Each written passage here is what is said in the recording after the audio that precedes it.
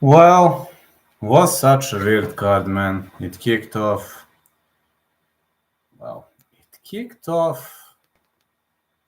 with some boring fights.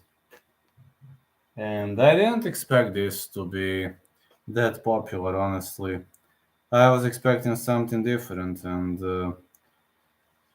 but they say for a reason after rain comes sun. They always say it for a reason.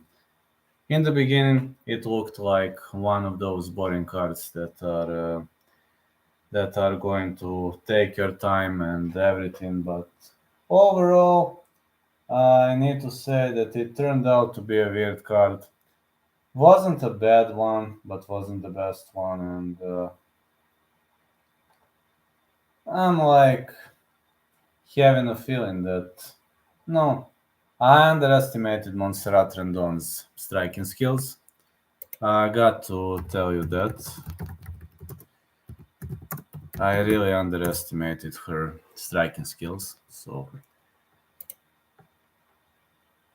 she really outstruck Tamira Svidal in great victory. Mizuki Inoue easily outworked Hannah Goldie. She was ahead of her opponent, and yeah, she did a good job. Really good job. Good domination by Mizuki Inoue. Now Mohamed Usman.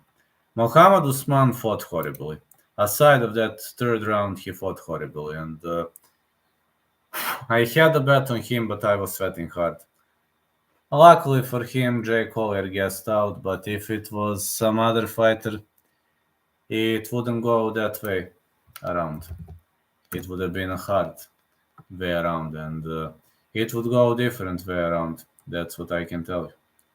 Like, he didn't fight well, and 1 second. I hate those mosquitoes. He didn't fight well, and I have to criticize his performance. Really have to criticize his performance because it was everything but a good performance.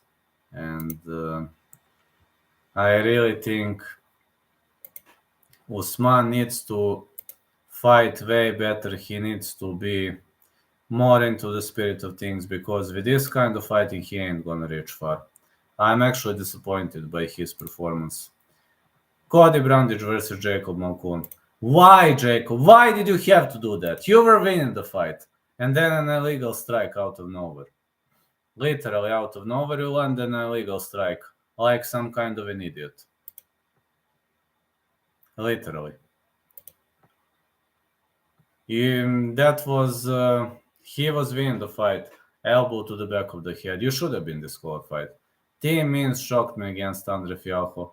Really shocked me. What a great performance by Team Means. Team Means really did a great job. He still has it despite he's 39 years old. I'm gonna say that guy is brutal. Just brutal. Miles Jones against Dan Argueta, one unanimous decision. Argueta was marching forward. He showed a big heart, but heart isn't going to win the fight. That is a problem. Hearts are not winning fights. Remember that, fellas.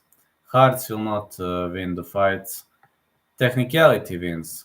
Technicality and marching forward, anything that goes with it. No, and I've got to say that Miles Jones fought technically amazing.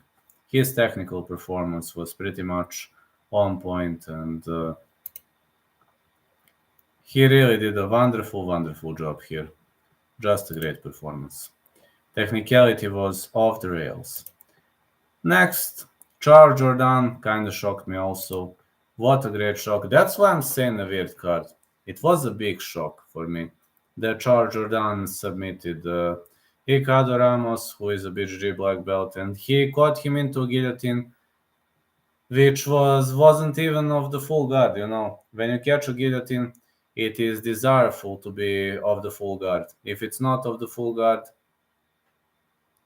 then you're gonna deal some problems, and you will have to deal some problems. But Jordan, I didn't even know. I knew that he has solid grappling, but who would expect that?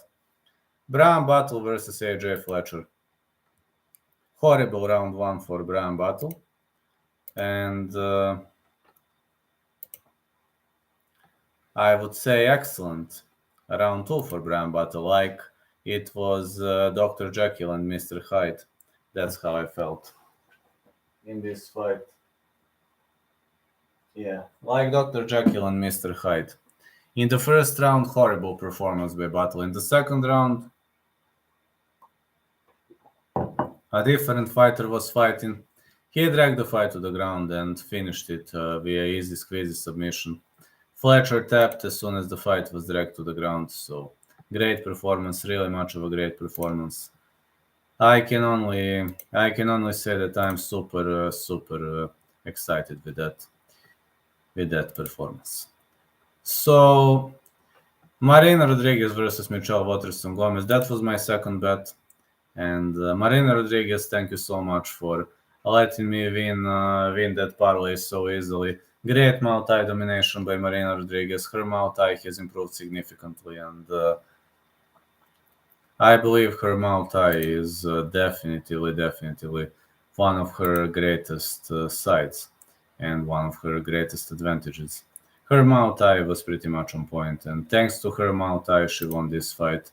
Watterson is washed. Bryce Mitchell, then Iggy. Another controversy. How can the fight be scored 30-27 by that one blind judge when the doctor stepped in, when the damage was that much that the doctor had to step in? How? 29-28, I can take it. Round 2 was close. Round 3 went in the favor of Mitchell. Round 1 went in the favor of Iggy. I can take that. But 30-27, high judges. Again, but good victory by Bryce Mitchell. And then the main event, tragical main event. I never want to see these events, and you've seen what happened.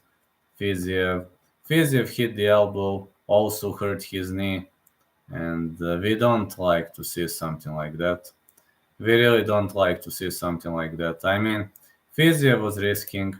He took a dive. He really did a good job, but being too brave sometimes it's going to work against you, as much as I can tell you. So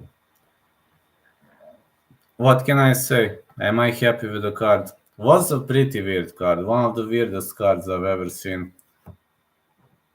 Could it be better? Nah, I don't think so. It didn't have the potential. It was a mid card, but Rafael, I wish you speedy recovery, man. I know you won't be fighting for a while, but I hope you're gonna return stronger, better, because that's what you deserve, man. I want to see that rematch. That's gonna be a great fight. Thank you, fellas. Going to sleep now. I don't think I'm gonna do a recap of Fiziev Gamrot because I'm sick of that. Really, I'm sorry because Fiziev lost that way. It was unfair, but that's life. Catch you.